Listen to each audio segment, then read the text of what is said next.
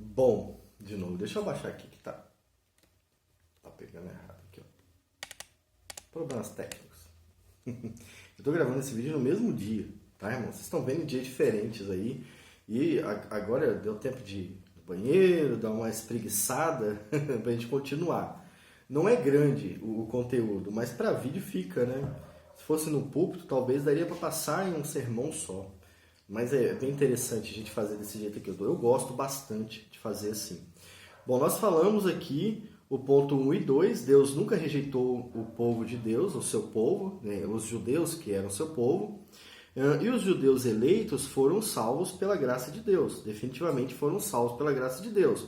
Aí nós temos agora a parte 3. A parte 3 é composta de 5 versos. Vai do versículo 11 até o versículo 16. Tá? E a gente vai entender agora, com base no que vocês já viram nos vídeos anteriores, né?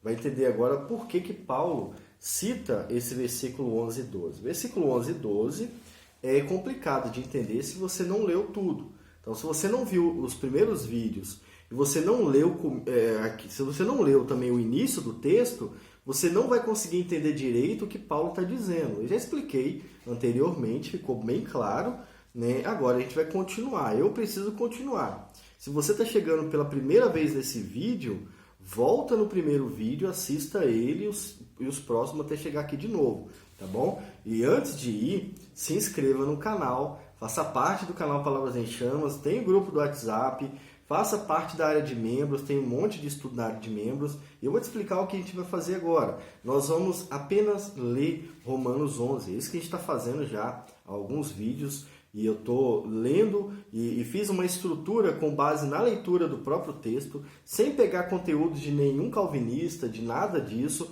Eu apenas li o texto e mostrei o que Paulo está falando. E agora a gente vai continuar fazendo isso. Nós temos a parte 3, a 4 e a 5. Tá bom, irmãos? Então, vamos começar aqui. A nossa parte 3 começa no versículo 11. Nós já lemos até o versículo 10 e vamos continuar. E Paulo fez a mesma coisa, ele está continuando. Ó. Digo, pois, versículo 11. Pega a Bíblia, bota a Bíblia na sua frente, bota o seu celular, me coloca na sua frente também. Né? Abre a sua Bíblia, a gente vai ler junto. Tá? Romanos 11, versículo 11 até o versículo 16.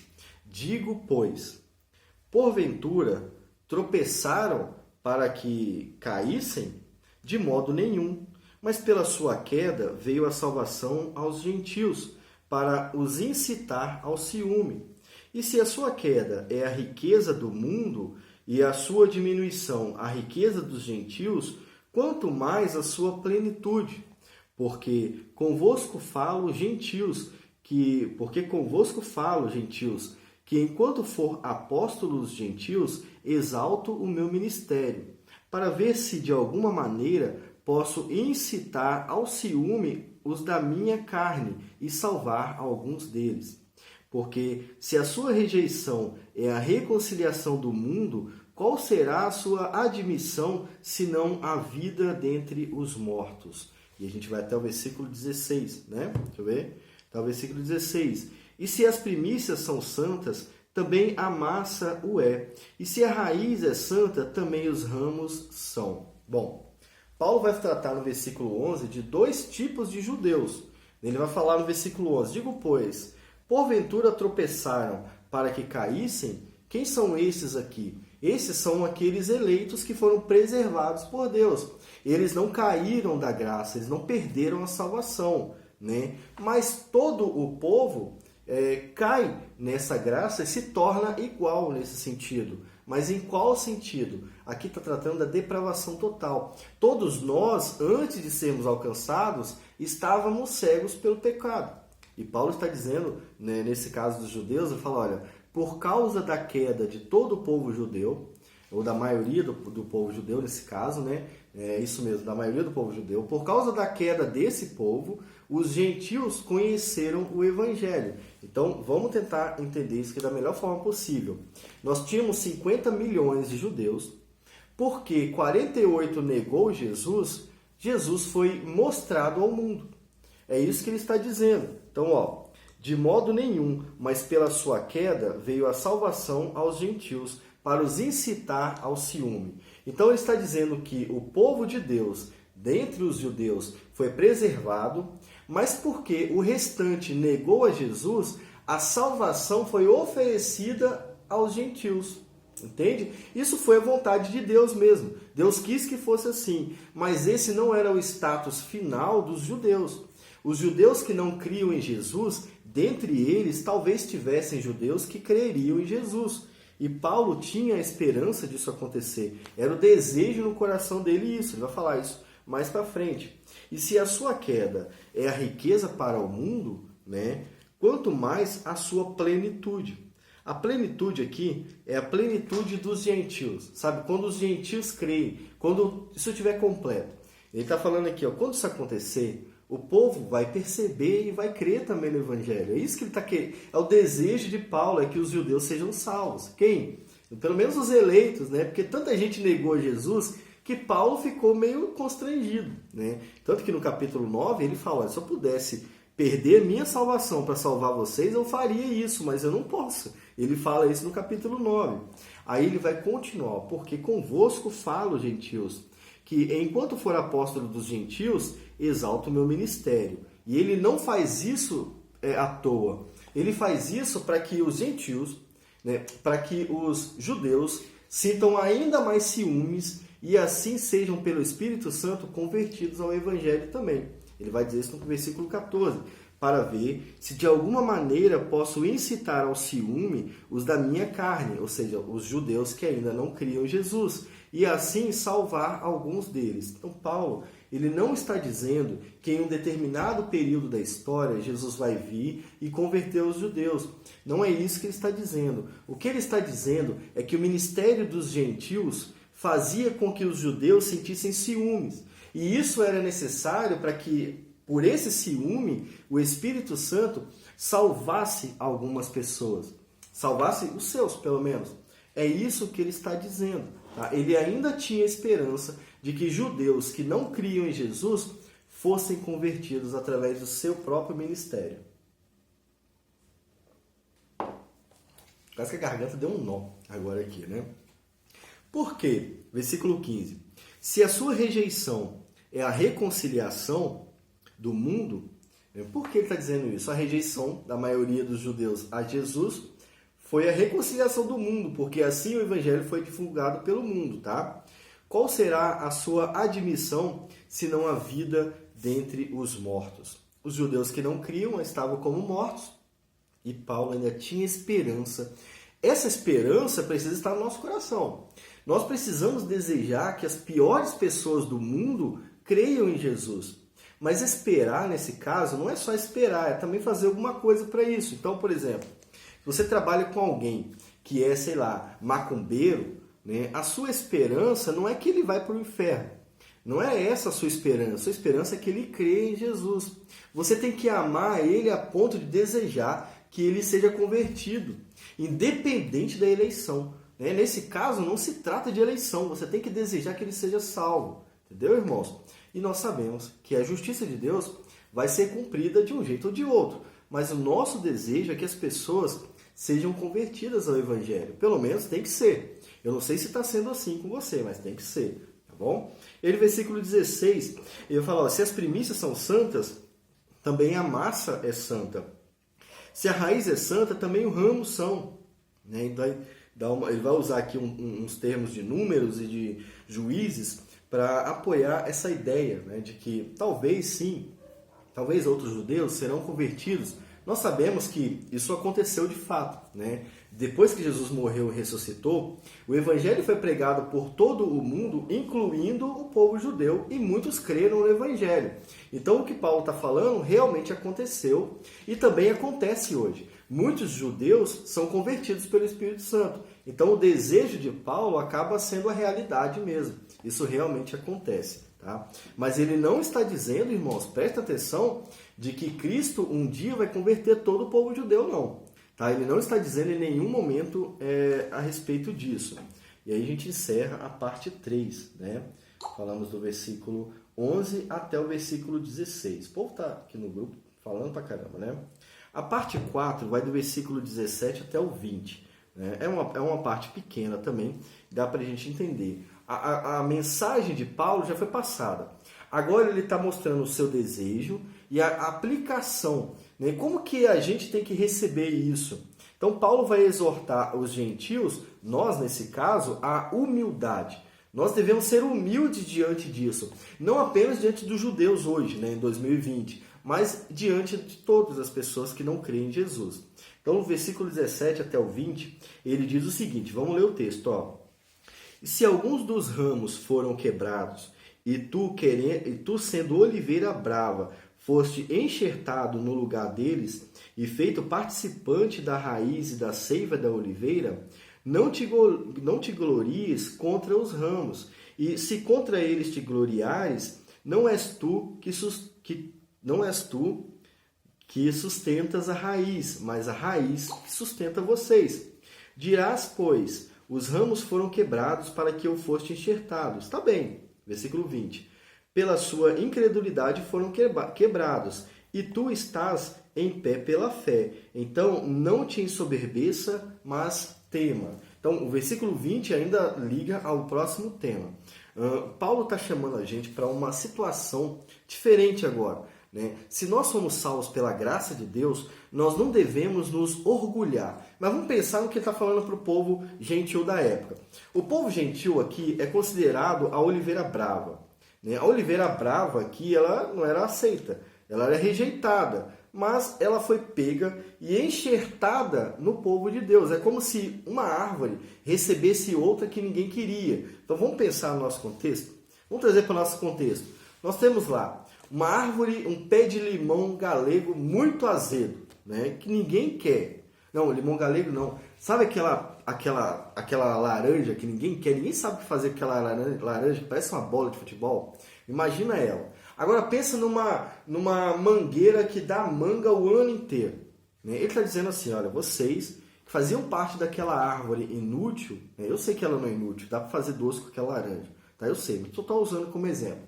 Vocês que faziam parte daquela árvore que não servia para nada, foram enxertados nos galhos daquela mangueira que dá fruto o ano todo, que é aceita.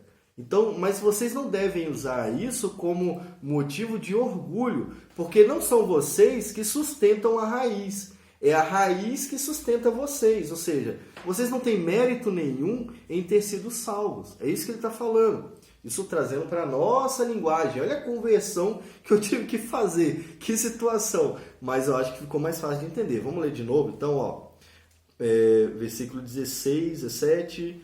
Dirás, pois, eu nem lembro onde a gente está aqui.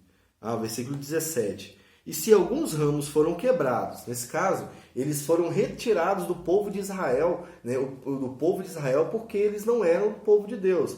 Se alguns ramos foram quebrados, e tu, sendo oliveira brava, foste enxertado naquele lugar, né, e feito participante da raiz e seiva da oliveira, não te glories. Porque você que é galho não sustenta a raiz. É a raiz que te sustenta. Ou seja humilde diante de Deus.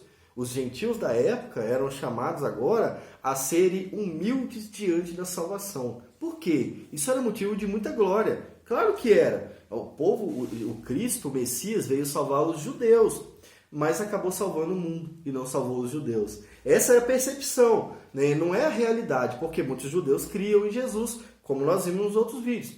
Mas a percepção que tinham é essa. Então vamos pensar agora na política e tentar entender isso. Imagine que o Trump comece agora a beneficiar o Brasil.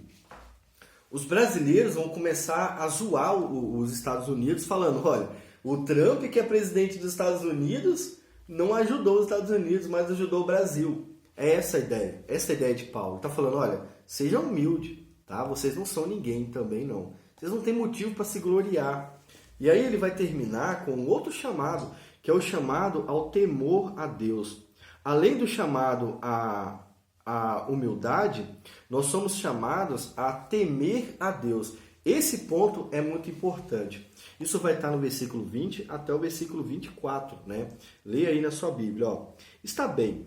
pela incredulidade foram quebrados. O povo de Deus, o povo judeu incrédulo não foi salvo. A incredulidade não salvou eles, né? E tu estás em pé pela fé. Eles não foram salvos também pela sua credulidade, digamos assim, ou pelas suas obras, mas pela fé. A fé é um dom de Deus. Então isso não era motivo de glória para eles, mas glórias a Deus. Então, não te ensoberbeças, mas teme a Deus. A ideia agora é de um respeito que está além do que muita gente entende. Temer a Deus é respeitar muito a Deus, é levar Deus a sério, é entender que Ele é um Deus verdadeiro, é temer tudo que a gente vai fazer, porque isso pode ir contra a vontade de Deus. O temor a Deus é o princípio da sabedoria. Então esse temer não é só respeitar, é levar Deus a sério. Levar a Deus a sério é justamente isso que está faltando hoje, levar a Deus a sério. Eu tenho certeza que nos vídeos anteriores, muita gente comentou errado. E aquelas pessoas, elas não estão me respeitando, né? Agora imagine o que elas fazem com Deus, porque eu só estou lendo o texto. Eu só estou lendo o texto. Então, independente do que eles comentaram contra o texto que eu estou lendo, né? Tem pouco comentário meu e tem mais leitura do texto.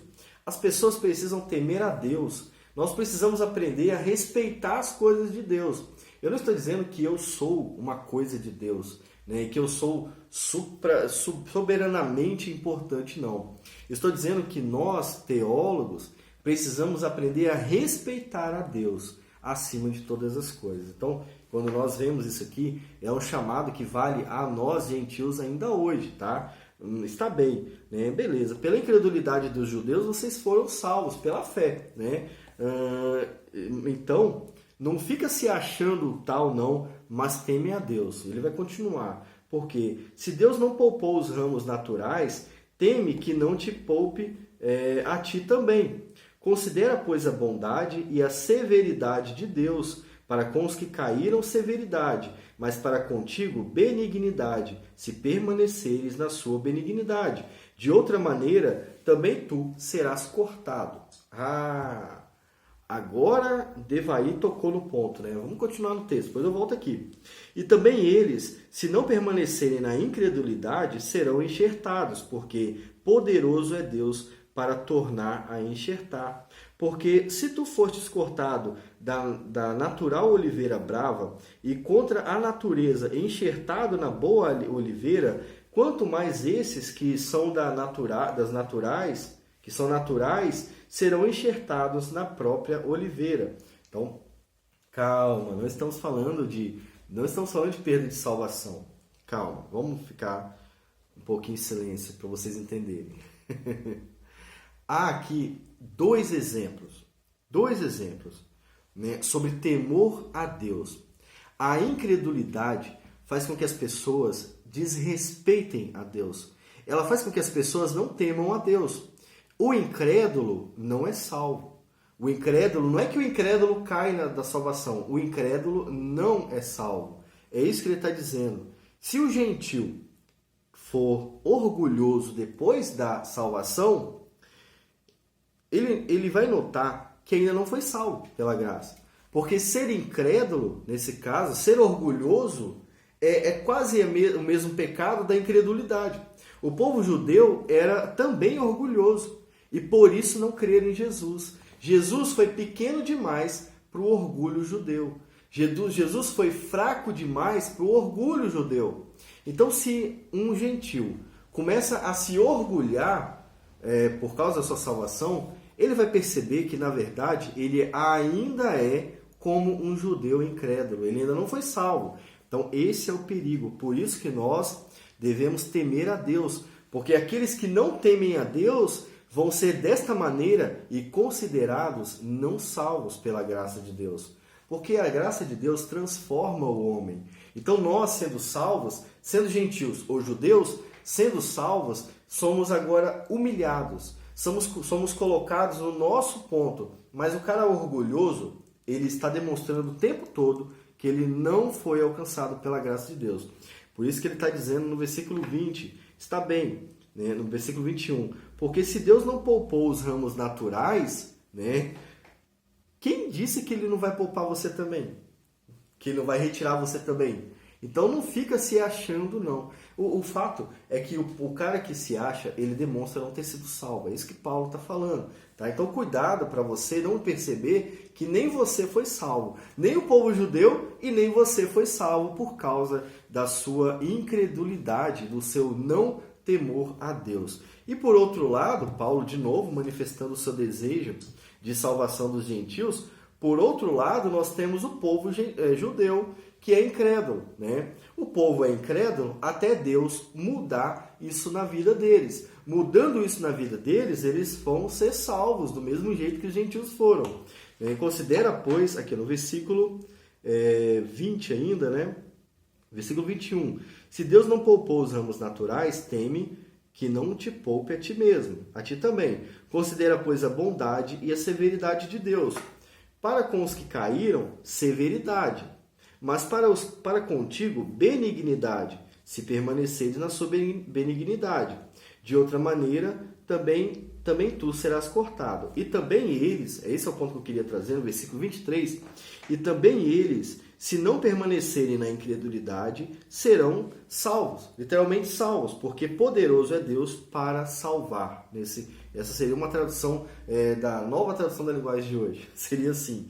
Então, tanto o gentio salvo, o que acha que é salvo, poderia perceber que ele não é salvo pelo seu próprio orgulho, né? Pela maneira de lidar com isso, ele poderia perceber que isso demonstra que ele não é salvo, quanto o povo judeu, que ainda era incrédulo, poderia ser sim convertido por Deus. E de fato, muitos foram. Não todos, mas muitos foram.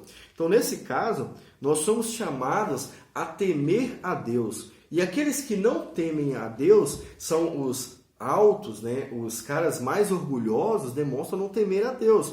Eles podem demonstrar que ainda não foram salvos pela graça de Deus. Por outro lado, aqueles incrédulos que você às vezes acha que vai para o inferno, Deus pode salvar eles sim.